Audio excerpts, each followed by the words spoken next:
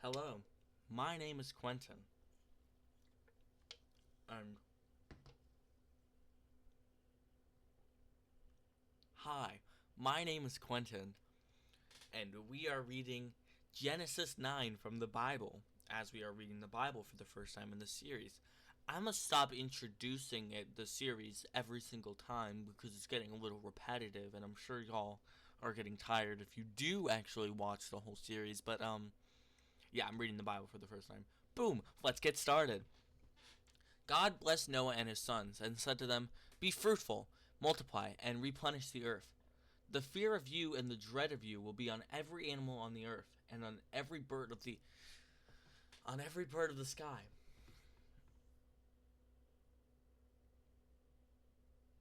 Oh well, I guess that.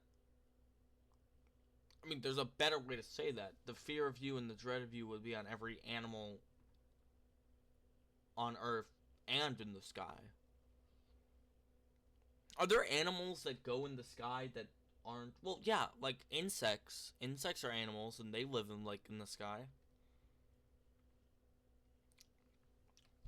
Yeah, insects are in the sky. Anyways, everything that moves along the ground and all the fish of the sea are delivered into your hand. Every moving thing that lives will be food for you.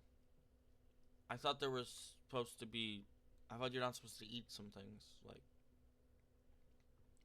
as I gave you the green herb, I have given everything to you. But flesh with its life, that is, its blood, you shall not eat. I will surely require accounting for your life's blood. At the hand of every animal I will require it. At the hand of man, even at the hand of every man's brother, I will require the life of man. Whoever sheds man's blood, his blood will be shed by man. For God made man in his own image. Be fruitful and multiply. Increase abundantly in the earth and multiply it. Multiply it. But flesh with its life, that is, its blood, you shall not eat.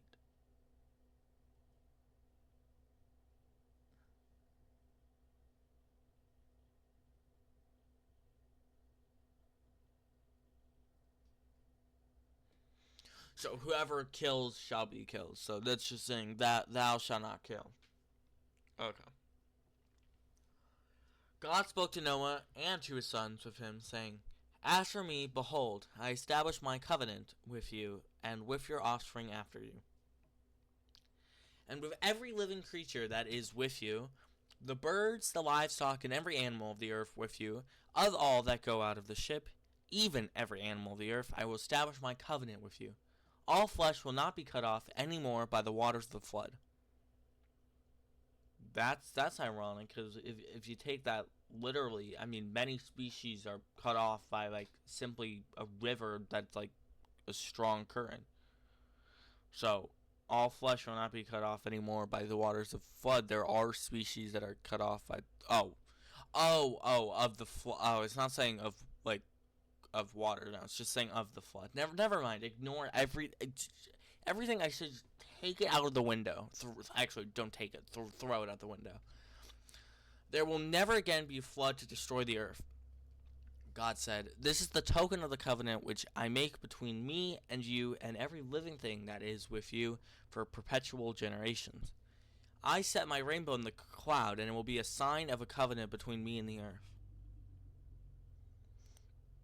Kind of want to make a comment on that, but I kind of also don't. When I bring a cloud over the earth, that the rainbow will be seen in the cloud, I will remember my covenant, which is between me and you and every living creature of all flesh, and the waters will no more become a flood to destroy all flesh. The rainbow will be in the cloud. I will look at it, that I may remember the everlasting covenant between God and every living creature of all flesh that is on man, that is on earth. God said to Noah, "This is the token of the covenant which I have established between me and all flesh that is on the earth." The sons of Noah who went out from the ship were Shem, Ham, and Japheth. Ham is the father of Canaan. Oh, there's even more to the family tree. Great. These three were the sons of Noah, and from these the whole earth was populated. Okay. Once again, how are they repopulating? Because like Eve was just taken straight out of Adam's if Eve was taken straight out of Adam's rib, are all of these other people they're repopulating with taken from their ribs? Like, answer it. Answer my questions. Of course they're not. Why would they? Noah began to be a farmer and planted a vineyard. He drank of the wine and got drunk. He was uncovered within his tent. Ham, the father of Canaan, saw the nakedness of his father and told his two brothers outside. Shem and Japheth took a garment and laid it on both their shoulders, went backwards and covered the nakedness of their father. Their faces were backwards, and they didn't see their father's nakedness. Noah awoke from his wine and knew what his youngest son had done to him. He said, Canaan is cursed. He will be a servant of servants to his brother. A servant of servants is crazy. Servant. So you're serving people who are being served by someone else? He said, Blessed be the Lord, the God of Shem. Let Canaan be his servant. May God enlarge Japheth. Let him dwell in the tents of Shem. Let Canaan be his servant. Noah lived 350 years after the flood. Normal life expectancy. All the days of Noah were 950 years, and then he died. Yeah, normal life expectancy. So, there's two things I wanted to say. I don't know why they're being so... I don't know why they're being so,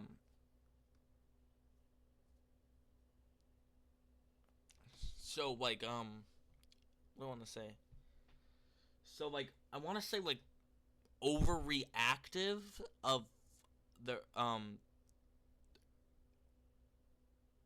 wait, who's Ham's father? Oh, Noah. Noah. I don't know why they're being so, like, over dramatic about Noah being naked. I mean, are they sharing the tent? He was uncovered within his tent. Not their tent, his tent. Are you not allowed to be naked inside your own place of privacy? Am I the only one who expects privacy if I'm in a tent? I don't understand what the big deal about being naked. I know that they ate the apple or whatever and they got awareness that they're naked and they're like, oh my gosh, we can't do this. Which, even that I think is over dramatic. I mean, sure, they needed... I don't think they needed clothes because they were naked. They needed... Well, they did, actually. That's how they worked. I didn't think they needed clothes because... I don't think that they needed clothes because they couldn't see each other naked. I think that they, in general, didn't need clothes, or they needed clothes because it was going to be cold, and, like, you want... Not only would it might be cold in the future, but also because you want to be, like, protective. Like, which would you rather have? Stepping on something sharp with a bunch of padded leaves as shoes, or would you rather step on it barefoot? Or would you rather run into something sharp if you have clothing on? I think it's pretty self-explanatory. I don't think that they needed clothes because they were, like, they couldn't see each other naked. I think that part's stupid. Because I don't think if you're the only two people alive that you should be so, like, over dramatic about they're really over dramatic about nakedness. Like, it's part of human nature. Like, I don't know, is that just where I come from, that, like, nakedness is just not a big deal to me?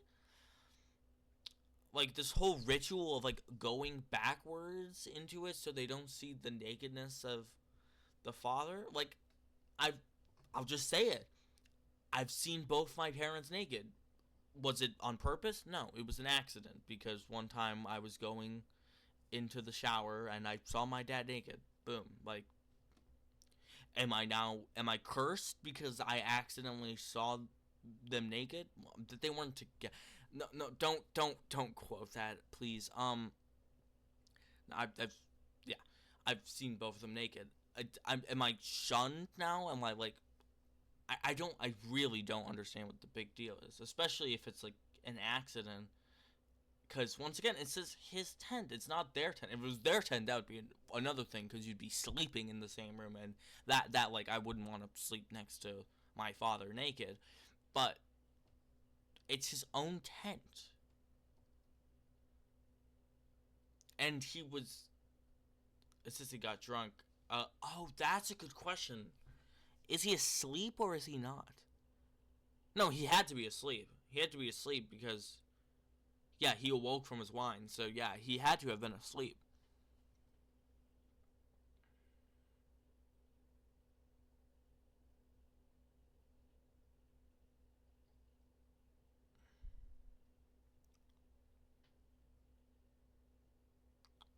And knew what his youngest son had done to him. What does that mean? Wait, did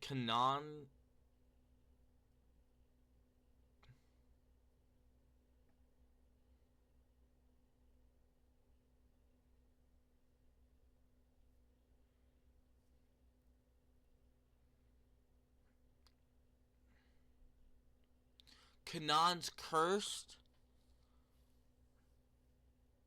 Kanan's cursed, so Kanan's cursed because Ham saw the nakedness of his father? That doesn't seem right, but okay.